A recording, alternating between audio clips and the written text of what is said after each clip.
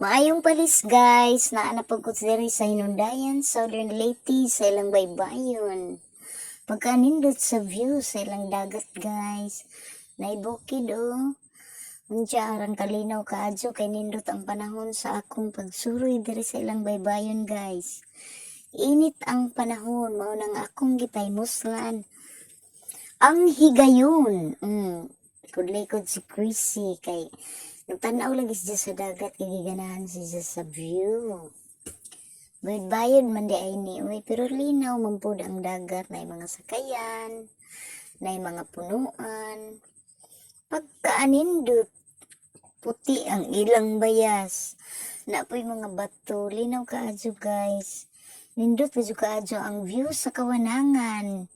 Wow, kanindot sa mga punuan, adunay mga pambot, adunay mga sakayan. Pagkaanindot ka dyan guys, sa ilang view, sa ilang dagat guys.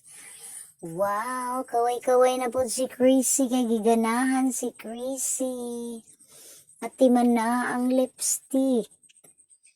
Ang lipstick ay nawaya, na misplace o asara.